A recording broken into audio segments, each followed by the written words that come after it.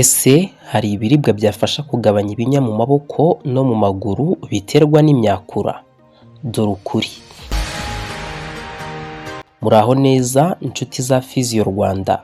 Uyu munsi tugiye gusubiza iki kibazo abantu benshi bakunze kugenda batubaza. Hari abaduhamagara bagira bati ese ko mfite ibinya mu maboko no mu maguru niki narya bikagabanuka? Abandi bati ese haba hari ibiribwa bifasha imyakura gukora neza? Abandi bakavuga bati numvise ko hari vitamine cyangwa ibindi biribwa bikiza ibinya. Ese ni ukuri? Birashoboka ko nawe muri ibi bibazo bitandukanye hari icyo wibazagamo. Uyu munsi rero tugiye kurebera hamwe ubundi ibinya bifitanye isano n'imyakura niki, biterwa n'iki, ese hari ibiribwa byabikiza? Ni ibihe biribwa bifasha ubuzima bw'imyakura? Ni ryari ugomba kujya kwa muganga? Bana nanjye kugera ku musozo w'iyi video kugira ngo hataza kugira na kimwe kigucika, kandi byose ukeneye kubimenya. Niba ari ubwa mbere udukurikiye uze kwibuka gukora subscribe. Niba wari usanzwe udukurikira ndagushimira cyane gukurikira inama zacu, kandi n'ubundi nk'uko musanzwe mubimenyereye uwo ari we wese iyo ugize ikibazo cyandika muri komenti, bityo tukazakora video tugusobanurira ndetse tunasobanurira abandi bose muri rusange, kuko hari igihe uba usanga n'ubundi icyo kibazo abantu bose bagifite cyangwa se kibazwaho na benshi nk'uko iki ngiki tugiye kugisobanura. Ibinya rero bifitanye isano n'imyakura ni iki? Bisobanuye iki? Buryo tuvuga ibinya bifitanye isano n'imyakura tuba tuvuga kumva, gukakara, kuryaryata, kumva utuntu tw'udushinge cyangwa se gushya, yewe rimwe na rimwe hakaba hazamo no kubyimba mu maboko cyangwa se mu maguru. Ni ibintu wumvira imbere ntabwo uba ubireba inyuma. Ibi rero bishobora guterwa n'uko umutsi wakandamijwe cyangwa se wangiritse. Bikaba bikunze kugaragara ku bantu bafite nk'ikibazo cya sciatica, abantu bafite ikibazo cya disque, abantu bafite diabete, abantu badafite vitamine zimwe na zimwe, cyangwa se abantu bafite ibibazo by'umugongo cyangwa se n'ijosi muri rusange. Rero reka nitse ku ngingo nyirizina. Ese ibiribwa byonyine byakiza ibinya?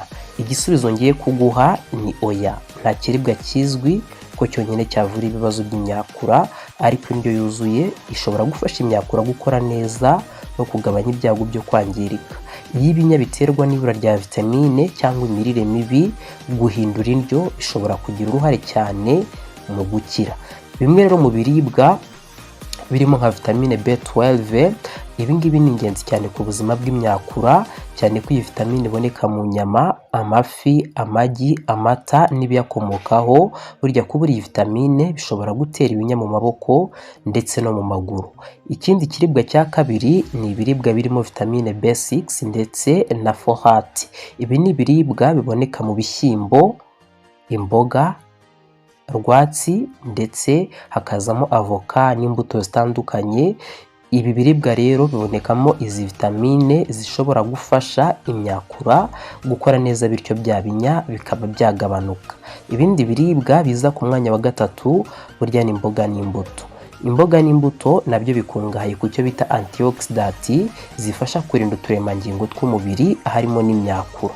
Urugero muri izo mboga n'imbuto harimo amacunga, harimo inanasi, harimo epinari ndetse na dodo.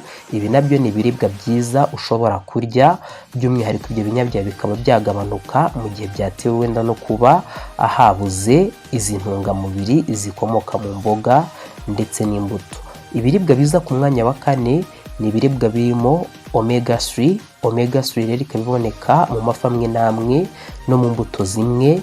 Iyi ngiyi rero ikaba ari vitamine, cyangwa se nkaba navuga ko iyi omega 3 ifasha ubuzima bw'imyakura ndetse n'ubwonko, bityo bya binya wari ufite bikaba byabasha kuba byagabanuka ndetse bikabanavanwaho mu gihe ikibazo cyatewe no kuba imirire yawe itubakitse neza. Ibindi bintu biza ku mwanya wa gatanu burya ni ukunywa amazi ahagije. Amazi afasha umubiri burya gukora neza kandi akanagira uruhare mu mikorere myiza y'uturemangingo. Niyo mpamvu iyo unywa amazi ahagije uba ufite amahirwe menshi yo kuba ibinya byawe byagabanuka, haba mu ntoki ndetse no mu maguru. Dore rero ibintu uba ukwiriye kwirinda mu gihe by'umwihariko ufite ibibinya cyangwa se utifuza yuko wazigera ubigira. Burya uba ugomba kwirinda kunywa inzoga nyinshi, ukirinda kunywa itabi, ukirinda kurya indyo ituzuye, ukirinda kwicara cyangwa guhagarara igihe kirekire mu buryo butameze neza. Ikindi nanone ntukwiye kwirengagiza ibimenyetso uko bikomeza kwiyongera. Ni ukuvuga ngo uko ibimenyetso ubona bigenda byiyongera, biba ari byiza yuko ugomba guhita ujya kwa muganga. Niyo mpamvu ngiye no kukubwira impamvu zihutirwa ziba zikenewe, cyangwa se ushobora kubona ugahita uvuga uti ngiye kwa muganga kugira ngo babashe kuba bamfasha ibintu bitari byakomera. Burya ugomba kujya kwa muganga niba ibinya byawe bikomeza kwiyongera, niba ugira intege nke mu maboko cyangwa se mu maguru aho biri, niba utangiye kugenda ukumva birakugora, ntabwo biri gukunda, icyo gihe biba nabwo byakomeye, ugomba kujya kwivuza.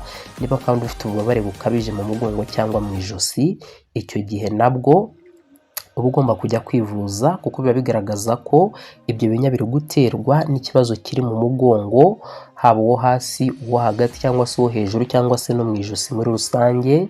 Kandi nanone niba utabasha kwihagarika cyangwa kwituma neza, nabwo uba ugomba guhita ujya ku ivuriro, kuko ibyo binya byawe biba byerekana yuko biri guterwa n'ibindi bintu bikomeye cyane.